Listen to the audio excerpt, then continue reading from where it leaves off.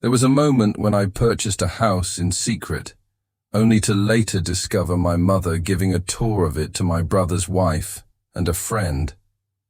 I forced a smile, waited for them to leave, and then changed every single lock. You know that sensation, when you're about to do something that will alter everything? That surge of adrenaline in your chest, telling you that you're either making the best choice of your life or the worst mistake imaginable? That's exactly how I felt as I signed the documents for 847 Maple Ridge Drive. My name is Brinley, and half a year ago, I did something my family never expected. I bought a house, Not just any house. A stunning 3-bedroom craftsman style. Home in the heart of Riverside Heights, complete with a wraparound porch, original hardwood floors, and a kitchen that looked like it belonged in a design magazine. It was the kind of place I had dreamed about since I was 12, sketching floor plans in my notebooks during math class. But here's the thing. I didn't tell a soul. Not my parents, not my brother James, not even my best friend Savannah. The house was my secret, my refuge, my chance to finally have something entirely my own. Growing up as the middle child in the Hartford family meant I was used to being overlooked. James, my older brother, was the golden boy, the star quarterback. In high school, a business graduate from Northwestern, married to his college sweetheart, Amber, and now running Dad's construction company. Then there was my younger sister, Paige, the artistic one, currently pursuing her MFA in Chicago on my parents' dime. And then there was me, just Brinley, the practical one, the one who worked 2 jobs through community college, saved every penny, and never asked for anything. While James received a down payment gift for his first house, and Paige got her tuition covered, I was lectured about being more responsible with my finances. So when I finally saved enough for a down payment after 5 years of working as a dental hygienist and running a small photography business on weekends, I decided to prove just how responsible I could be. I found the perfect house, secured mortgage pre-approval, and made an offer, all without saying a word to anyone. The seller, Mrs. Kellerman, was moving to Florida to be near her grandchildren. She loved the idea of a young woman buying her family home, the place where she had raised her own children. During the walkthrough, she shared stories about birthday parties in the backyard, Christmas mornings by the fireplace, and how the kitchen window offered the perfect view for watching neighborhood kids walk to school. "This house needs a family, again," she told me, pressing the keys into my hand on closing day. "It's been waiting for the right person." I spent 3 months secretly furnishing it, piece by piece.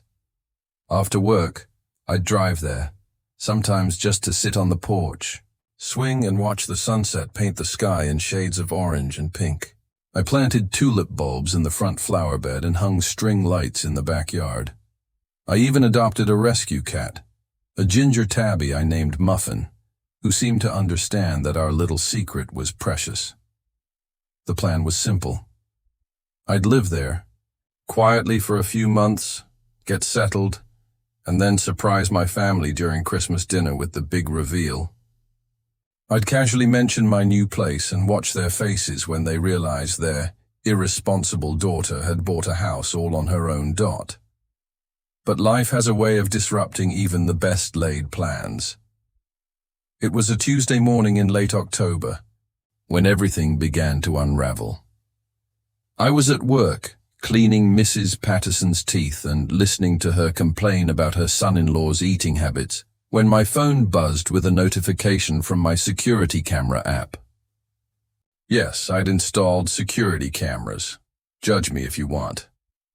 I'm a single woman living alone, and after watching too many true crime documentaries, I wasn't taking any chances.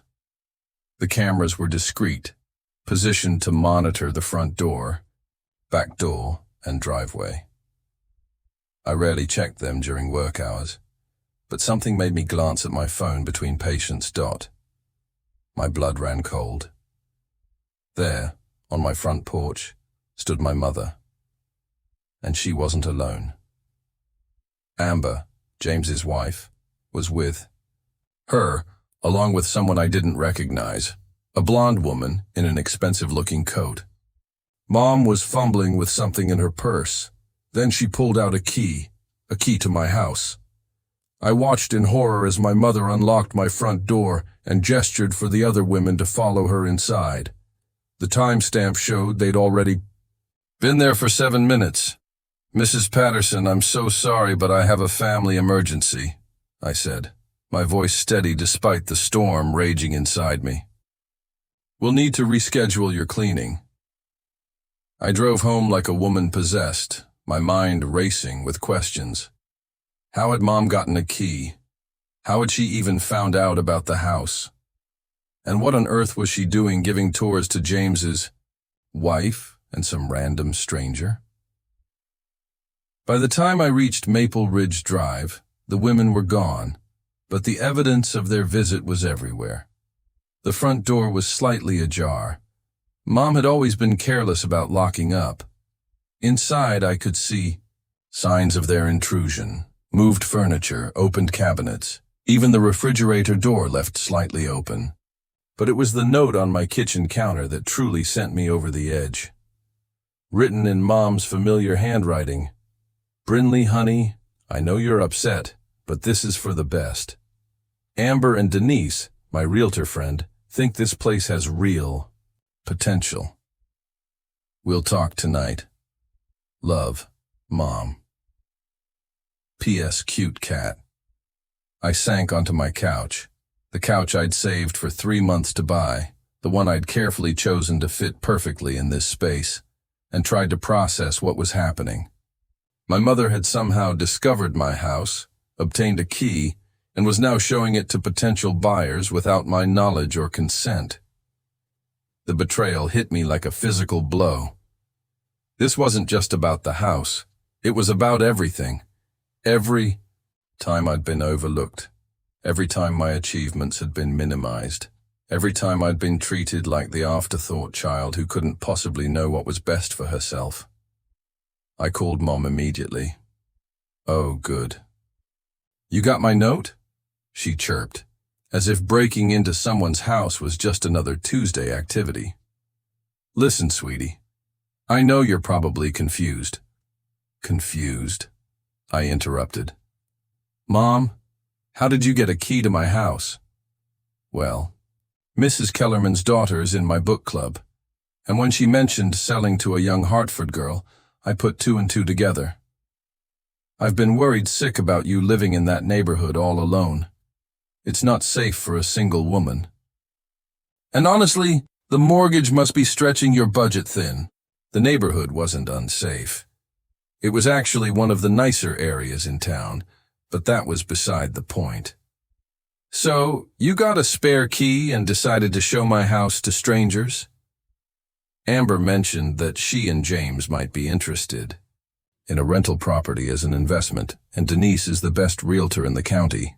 I thought I'd help. I hung up. That evening, my phone rang nonstop. First Mom, then James, then even Dad chimed in with his usual, "Let's all just calm down and talk about this reasonably" approach. I ignored them all and spent the evening researching locksmiths. Avoidance only works for so long. The next day, James showed up at my work. "Bryn, we need to talk," he said, using the childhood nickname that usually softened me. "Not today. I'm working. Brinley, Mom told me what happened. Look, I had no idea she was going to do that, okay? Amber mentioned wanting to look at investment properties, and Mom just, you know how she gets when she thinks she's helping." I finished updating my patient's chart before looking at him. James was still handsome at 32, with the same dark hair and green eyes we'd all inherited from Dad. He was wearing his usual uniform of khakis and a button-down shirt, looking every inch the successful businessman. "How long have you known?" I asked. "Known what?" "About the house, James. How long have you known I bought a house?" He had the decency to look ashamed. Mom figured it out about a month ago. She was worried about you. Said you'd been acting strange, secretive. She asked me to talk to you, but I told her to mind her own business.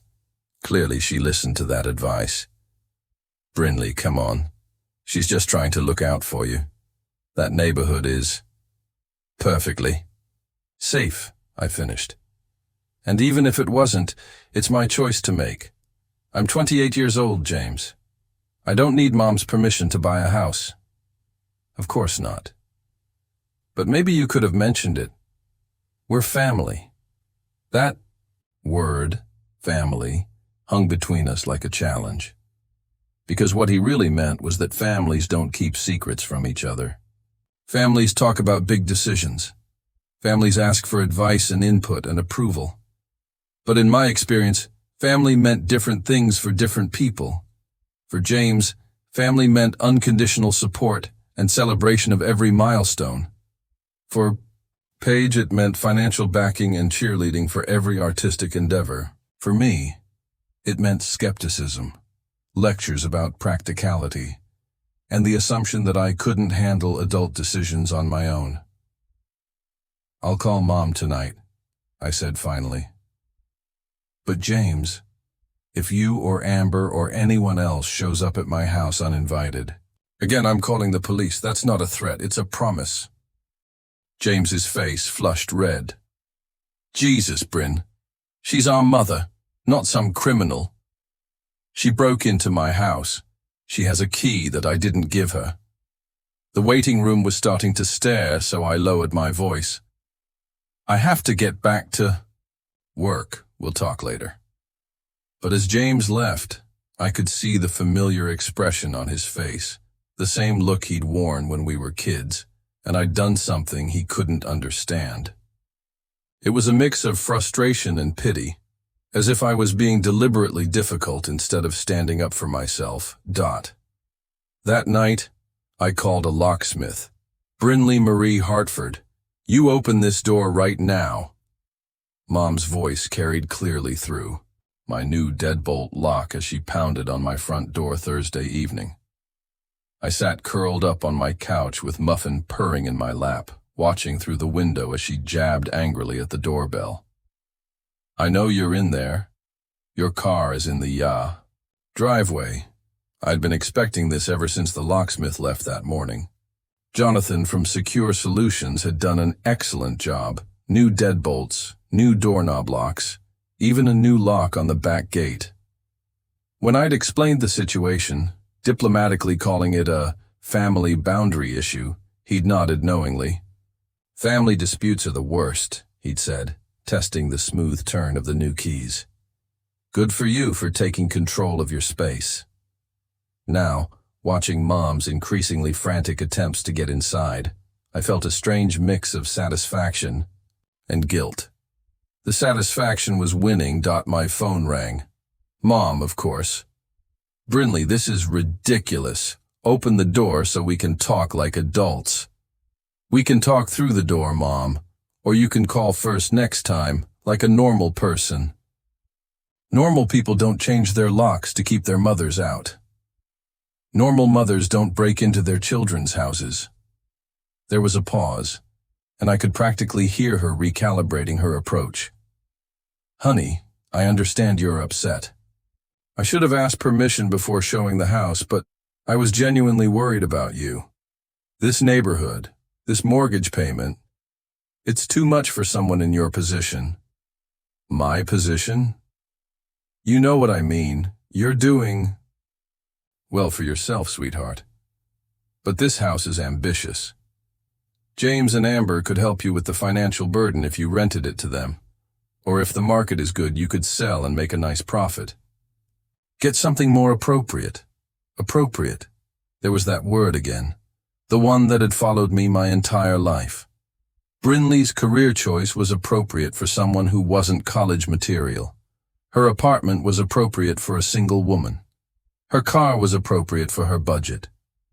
But this house, this beautiful, perfect house that I bought with my own money, my own credit, my own hard work, apparently, This was not appropriate for someone like me. Mom, I'm not selling my house. But if you just listen to Denise's advice, I don't care about Denise's advice. I don't care about James and Amber's investment plans. This is my house, and I'm keeping it. Brinley Marie, you're being stubborn and short-sighted. This is exactly the kind of impulsive decision-making that worries your father and me. You can't just shut out your family when we're trying to help you. I'm not shutting out my family, Mom. I'm setting boundaries. If you want to visit my house, you call first and ask permission. If I say no, you respect that. And you definitely don't give tours to people without my consent. I was trying to help you see your options. I didn't ask for your help. The line went quiet for a long moment. When Mom spoke again, her voice was tight with hurt and anger. Fine, have it your way, but don't come crying to us when this house becomes too much to handle. And don't expect us to bail you out when you realize you've made a mistake. She hung up. Through the window, I watched her march back to her car, Dad's old Ford pickup, and drive away with more force than necessary. I should have felt victorious. I should have felt empowered and strong and proud of myself for standing my ground. Instead, I felt terribly, achingly alone. The next 2 weeks were some of the loneliest of my life. No calls from Mom, no texts from James. Even Paige, who usually stayed out of family drama, sent only a brief message.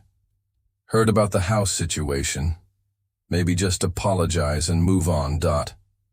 Apologize for what? For buying a house? For wanting privacy? For refusing to let my family make decisions about my life without consulting me? I threw myself into making my house feel more like home. I painted the guest bedroom a soft lavender, installed floating shelves in the living room, and finally hung the gallery wall of photographs I'd been planning for months. Muffin supervised every project from his favorite sunny spot by the kitchen window. But even the satisfaction of creating my perfect space couldn't completely fill the hollow feeling in my chest. I'd gotten what I wanted: independence, boundaries, respect for my choices, but the cost was starting to feel heavier than I'd anticipated. That's when Savannah showed up with takeout from Luigi's and a bottle of wine. "Okay, spill," she said, settling cross-legged on my living room floor with her chicken parmesan. "I heard through the grapevine that you bought a house and are currently feuding with the entire Hartford clan. As your best friend, I'm deeply offended that I had to learn this from my hairdresser, whose cousin works at the title company." Savannah had been my closest friend since we'd bonded over terrible cafeteria pizza in 7th grade. She was the only person who'd never made me feel like I needed to apologize for existing, which was probably why I'd been avoiding her. I knew she'd ask the hard questions I wasn't ready to answer. "I wasn't trying to hurt anyone," I said, surprising myself by how defensive I sounded. "I just wanted something that was mine, you know? Something that no one could have opinions about or try to fix or improve.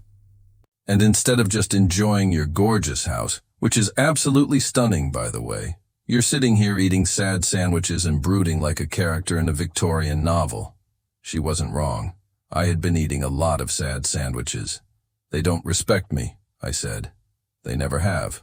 Mom got a key to my house from someone else's daughter and gave tours like it was her property to show off. James thought it was perfectly reasonable for them to discuss my financial decisions behind my back. Even Dad just wants me to compromise and see their side. So what's your endgame here? Never speak to them again?" I stared at the wine in my glass, watching the light from my new lampshade create patterns on the surface. "I don't know." 3 days later, everything changed again. I was leaving work when I spotted James's Chevy Silverado in the parking lot, but instead of James behind the wheel, it was Amber. My sister-in-law rolled down the window as I approached my Honda Civic, her expression unreadable. "Can we talk?" She asked. Amber and I had always had a polite but distant relationship. She was everything I wasn't. Blonde, bubbly, with a marketing degree and a talent for making James feel like the center of the universe. We'd never had a real conversation beyond pleasantries at family dinners. If this is about the house situation, it is, she said, but probably not the way you think. She gestured to the passenger seat. Please, 5 minutes. Against my better judgment, I got in the truck. Amber immediately turned to face me, her usual bright smile replaced by something more serious. I owe you an apology. A big one. That wasn't what I'd expected. James doesn't know I'm here, and he'd probably be furious if he found out. But I can't let this go on without telling you the truth. What truth? Amber took a deep breath. Your mom didn't just randomly decide to show me your house. I asked her to. My stomach dropped. What? Not the way it sounds, she rushed to explain. God, this is coming out all wrong. Look, James and I have been having problems. Financial problems. His dad's company is struggling more than anyone wants to admit, and we're behind on our mortgage. James is too proud to tell your parents how bad things really are. I stared at her, trying to process this information. James, the golden boy, was having money problems. When your mom mentioned that you'd bought a house, and I swear, Brinley, I had no idea you were keeping it secret, I got this desperate idea. I thought maybe you'd be willing to rent out a room or even let us house sit sometimes. I wasn't trying to take your house or anything like that. I was just drowning and grasping at straws. The pieces were starting to fall into place, but they formed a picture I didn't like. So you asked Mom to show you around? I asked if she thought you might be open to having roommates. She said she'd look into it. I had no idea she was going to break in with some realtor. When James told me what happened, I felt sick. This whole mess is my fault. We sat in silence for a moment, the weight of family secrets and unspoken struggles settling between us. Why didn't James just ask me for help? I asked finally. Amber laughed, but it sounded more like a sob. Pride, I guess. He's supposed to be the successful one, remember? The one who has it all figured out. Asking his little sister for help would mean admitting that he doesn't. Little sister. Even Amber saw me that way. I'm not little anymore, I said quietly. No, Amber agreed, looking around at my car, my work badge, the evidence of my independent life. You're really not. And for what it's worth, your house is beautiful. You should be proud of what you've accomplished. It was the first time anyone in my family had said that. That weekend, I made a decision that surprised even me. I invited them all over for dinner. Mom, Dad, James, Amber, even Paige drove down from Chicago. I sent a group text Saturday morning. Family dinner at my place Sunday at 6 o'clock. Dress casual. I'm cooking. The responses came in a flurry of confused emojis and tentative acceptances. Mom called twice, but I let it go to voicemail. I had things to prepare. Sunday evening, I watched from my kitchen window as they pulled into my driveway. Mom emerged from Dad's truck looking nervous. James and Amber climbed out of the Silverado, Amber carrying what looked like a bottle of wine. Paige arrived last in her beat-up Subaru, her curly hair escaping from a messy bun. I opened the door before they could knock. Welcome to my home, I said, stepping aside to let them in. The tour I gave them was nothing like the unauthorized one Mom had conducted. I showed them every room with pride, explaining my decorating choices, pointing out the original architectural details, introducing them to Muffin. I watched their faces as they took in the space I'd created. Really. Looked at it maybe for the first time. Brinley, this is... Dad started, then seemed to lose his words. He ran his hand along the restored mantelpiece in the living room, his contractor's eye appreciating the craftsmanship. "It's gorgeous," Paige finished. "I can't believe you did all this yourself." Over dinner, homemade lasagna, garlic bread, and a salad from vegetables I'd grown in my backyard garden, I told them the whole story. How I'd saved for 5 years. How I'd researched neighborhoods and mortgage rates and home inspections. How I'd fallen in love with this house the moment I saw the listing. "But why didn't you tell us?" Mom asked, her voice small. "We could have helped." "Because I wanted to do it myself," I said simply. "Because every time I've made a decision in my life, someone in this family has had an opinion about how I could do it better. I wanted one thing, just one thing, that was completely mine." James shifted uncomfortably in his chair. "We don't do that, do we?" I looked around the table. "James, when I started my photography business, what did you say?" He was quiet. "I said it was nice that you had a little hobby to keep you busy." "Dad, when I got promoted to lead hygienist, you said it was good experience for when I decided to do something more serious with my life." "Mom, when I bought my car, you spent an hour explaining why a sedan would have been more practical than my Jeep." The silence stretched uncomfortably. "I love you all," I continued, "but I needed to prove to myself that I could make good decisions without a committee. And I did. I bought a house, and it's perfect, and I'm proud of myself." Amber spoke up suddenly. "I owe you an apology, too. About the whole rental thing. I should have talked to you directly instead of going through your mom." James looked at his wife in surprise, clearly hearing this part of the story for the first time. "Money problems?" I asked gently. James's jaw tightened, but Amber nodded. "The construction business has been slow. We're managing, but it's been stressful." I looked at my brother, really looked at him. For the first time I could see the stress lines around his eyes, the way his shoulders carried tension. The golden boy wasn't as golden as everyone thought. "If you need help," I started. "We don't need," James began automatically, then stopped himself. "Sorry. Old habits." "If you need help," I repeated firmly, "you can ask me, but you ask me directly, and you respect whatever answer I give. Deal?" He nodded, looking slightly stunned. "And Mom," I turned to face her, "I need you to understand something. I'm not angry because you were trying to help. I'm angry because you didn't trust me to know what I needed. Getting a key to my house without asking, bringing strangers inside, making plans for my property. That's not help. That's control." Mom's eyes filled with tears. "I just worry about you. You're so independent, so determined to do everything alone. I wanted to make sure you had options." "I appreciate that you worry," I said. "But I need you to trust that I can handle my own life. Even if I make mistakes, they're mine to make."